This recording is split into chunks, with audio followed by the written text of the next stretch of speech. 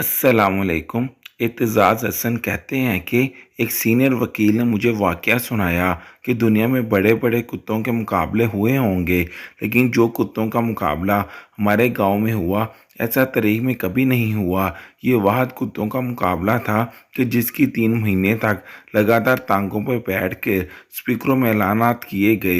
ये मुकाबला गाँव के चौधरी और मुरासियों के सरदार के मबैन हुआ, जिसे देखने के लिए बहुत दूर दूर से लोग आए, क्योंकि ये कुत्तों की लड़ाई कम थी और जंग ज़्यादा थी। आखिर वो घड़ी आन पहुंची। फिर इस दिन गांव के एक मेले में कुत्तों की लड़ाई का मुकाबला हुआ।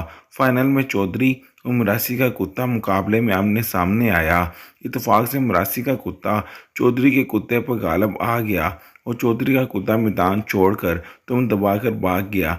बस फिर क्या था, मुरासी ने ढोल की ताप पर पूरे गांव में डांस किया और अपने कुत्ते की जीत का जश्न मनाना शुरू कर दिया। वो बड़े अजीबोगरीब किस्म के दौड़े और माये पूरे गांव में गली गली गाते फिर रहे थे। चौधरी के लिए ये लम्हा बहुत तकलीफदा था, मगर सबसे ज़्यादा तकलीफ इसे इस वक्त हुई जब तमाम राशि चौधरी की हवेली के सामने जमा हुए और ढोल की ताप पर खूब भंगड़े डाले। ना दिन को सुकून होता और ना रात को, हर वक्त शोर और नगारे बजते रहते। चौधरी की बीवी ने इसे खूब मलामत किया कि तुम्हारी इस लड़ाई के चक्कर में हमारा तो सुकून बर्बाद हो चुका है। अब ये मरासी 1-2 महीना तो हमारी जान नहीं छोड़ने वाले और हर वक्त हवेली के सामने शोर मचाएंगे। चौधरी बेचारा बड़ा परेशान हुआ। एक तो लड़ाई हार गया और दूसरा इसकी बेगम इसको हर रोज ताने देती थी। चौधरी ने अपनी बीवी से कहा कि तुम फिक्र मत करो, अब मैं मिरासियों का बंदोबस्त करता हूँ और ऐसा बंदोबस्त करूँगा कि इन मिरासियों की साथ पुश्तें याद रखेंगी कि किसी चौधरी से पाला बड़ा था। वैसे तो ये चौधरी एक पढ़ा लिखा और सुलझा हुआ इंसान था और इसमें चौधरियों वाली कोई अकड़, अना, गुरूर नहीं था, लेकिन मिरासियों ने इसका और इसकी फैमिली का जीना हराम कर दिया था। सुबह शाम हर वक्त ढोल की आवाज़ पर भंगड़े नाच गाना होता रहता। बहुत ज़्यादा सोचने के बाद आखिरकार चौधरी का एक दोस्त कैनडरा में रहता था। ये चौधरी का लंगोटिया दोस्त था और इसे कुत्तों की लड़ाई करवाने का बहुत शौक था और इसे कुत्तों के बारे में काफ़ी सूझबूझ भी थी। इसने अपने दोस्त के ज़रिए कनाडा से एक लड़ाका कौंसल नस्ल का कुत्ता मंगवाया, जो 10 कुत्तों से अकेला लड़ने की ताकत और महारत रखता था। चौधरी ने जब कुत्ते को देखा तो हैरान हुआ और मरासी को चैलेंज किया कि अब ये लड़ाई जीत कर दिखा। मरासी बड़ा शातिर था। इसने कहा कि अगर तेरा कुत्ता जीत गया तो मैं सारी ज़िंदगी तेरी और तेरे कुत्ते की नौकरी करूँगा, लेकिन अगर मैं जीत गया तो मुझे क्या मिलेगा। चौधरी कहने लगा कि अगर तुम्हारा कुत्ता कामयाब हुआ तो मैं अपनी बेटी का रिश्ता मरासियों में करवा दूंगा। मरासी ने जब ये सुना तो चौधरी का चैलेंज कबूल कर लिया और अपने कुत्ते को हैवानात के माहिर डॉक्टर के पास ले गया। इस डॉक्टर से इस मिरासी के अच्छे ताल्लुकात थे। इस डॉक्टर की बेटे की शादी पर मिरासी के पूरे ख़ानदान ने फ्री में नाच गाना भी किया और मेहमानों को महसूस भी किया था, लेकिन बदले में इस डॉक्टर से 1 रुपया तक वसूल ना किया। इसने कहा, चौधरी ने बाहर से कुत्ता मंगवाया है, तुम मेरे कुत्ते को कोई ऐसी दवा दो कि ये जीत जाए। डॉक्टर ने मिरासी के कुत्ते को ताकत के इंजेक्शन लगाए और दावा किया कि तुम्हारा कुत्ता ही मैदान में गालिब आएगा। मिरासी ने कहा, पक्की बात है। तो डॉक्टर ने कहा, मेरा 35 साल का तजुर्बा है, बेफिक्र हो जाओ। लड़ाई का ऐलान कर दिया गया और पूरा गांव इस दिलचस्प लड़ाई का इंतज़ार करने लगा। आखिरकार वो घड़ी आ गई जिसका सबको इंतज़ार था। एक मैदान में कनाडा का जानवर शाफट कुत्ता और दूसरी तरफ मिरासी का कुत्ता। चौधरी के खतरनाक कुत्ते ने मिरासी के कुत्ते को मैदान के अंदर ही मार दिया। चौधरी बहुत खुश हुआ और दिल में सोचा, चलो अब मिरासी को तमीज़ हो चुकी होगी और अब ये पुरस्कून रहेंगे। उन्होंने तो नाच नाच कर हमें पागल कर रखा था। मगर चौधरी की हालत में इस वक्त इजाफा हुआ जब अगले ही दिन दोबारा हवेली के सामने ढोल बजने की आवाज़ आई। चौधरी ने हवेली से झांक कर देखा तो भाई मिरासी ढोल की थाप पर भंगड़े डाल रहे थे। चौधरी बहुत हैरान हुआ कि मैंने इतना पैसा लगाकर कुत्ता मंगवाया और ये मिरासी आप ही भंगड़े डाल रहे हैं।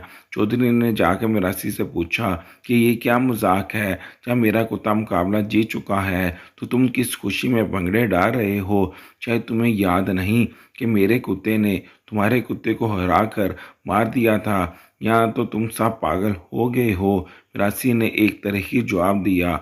इसने कहा, चौधरी साहब, हम मिरासी लोग हैं, ढोल की थाप पर नाचना हमें विरासत में मिला है।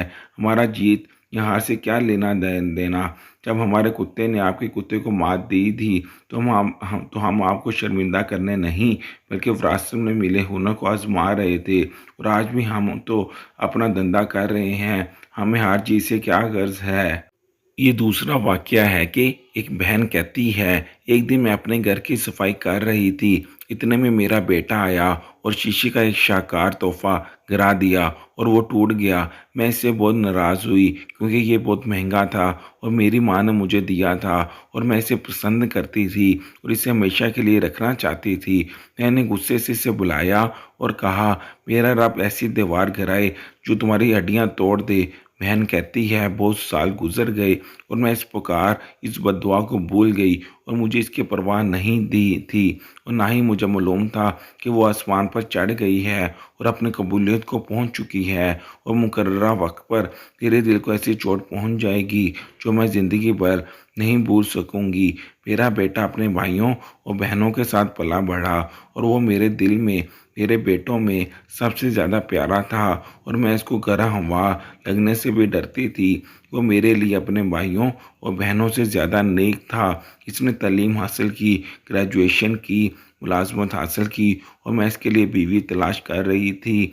आए रोज़ कोई रिश्ता देखने आ रहा था तो कहीं हम रिश्ता देखने जा रहे थे। इसके वालिद की एक पुरानी इमारत थी और वो इसे गिरा कर दोबारा तमीर करना चाहते थे। मेरा बेटा अपने वालिद के साथ इमारत की तरफ गया और मजदूर मध्यम करने की तैयारी कर रहे थे, और अपने काम के दरमियान मेरा बेटा अपने वालिद से दूर चला गया और कारकुन ने इसे नोटिस नहीं किया तो दीवार इस पर गिर गई। मेरा बेटा चीखा और फिर इसकी आवाज़ गायब हो गई। कारकुन रुक गए और सब परेशान और खौफजदा हो गए। उन्होंने बड़ी मुश्किल से इससे दीवार हटाई और एम्बुलेंस आई, और इसका जिस्म ले जाने के काबिल ना रहा था क्योंकि शीशे की तरह गिर कर टूट गया था। तो उन्होंने इसे बड़ी मुश्किल से उठाया और इंतहाई निगहदाश्त में मुंतकिल किया।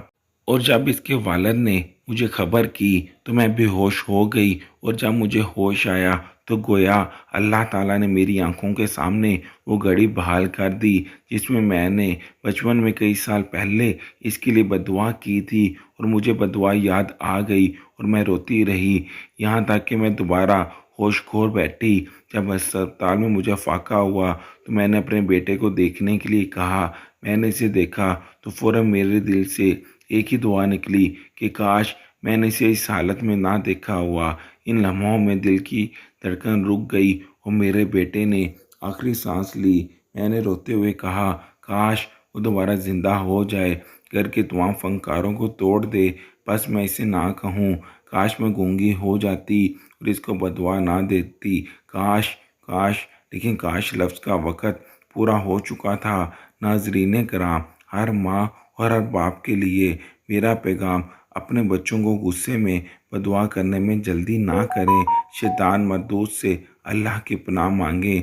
अपनी ज़ुबानों से वादा करेंगे वो अपने बच्चों के लिए कामयाबी और रहनुमाई के लिए दुआ करें, इनको बदुआ ना दें, और जान के अपने बच्चों के लिए बदुआ करने से इनमें फसाद और नाफरमानी बढ़ जाती है। इस नाफरमानी की शिकायत करने वाले सबसे पहले अब खुद हैं जिन्होंने इनके लिए बदुआ करने में जल्दी की। अपने बच्चों को बदुआ ना दें बल्कि अल्लाह से इनकी इस्लाह और रहनुमाई के लिए दुआ करें। और जब भी आप अपने बच्चों को खुश होते और खेलते हुए पाएं तो इनके लिए ये दुआ मांगें, ए अल्लाह, मैं तुझसे दुआ करता हूँ कि इन्हें जन्नत में खुश रखना जैसा कि तूने इन्हें दुनिया में खुश रखा है। वैसे भी माँ बाप की दुआ अपने औलाद के हक़ में तो अर्श को चीर देती है। दुआ से बड़ा कोई हथियार नहीं। ज़िंदगी में हमेशा कोशिश कीजिए कि दुआओं का सिलसिला चलता रहे। किसी को आप दुआएं दें और किसी से दुआएं लेने के तालिब रहें। अल्लाह ताला हम सबको दुनिया व आखिरत में कामयाबियों से नवाजे। आमीन। आपसे गुजारिश है कि इस वीडियो को लाइक शेयर कीजिए और हमारे चैनल को भी ज़रूर सब्सक्राइब कीजिए। शुक्रिया।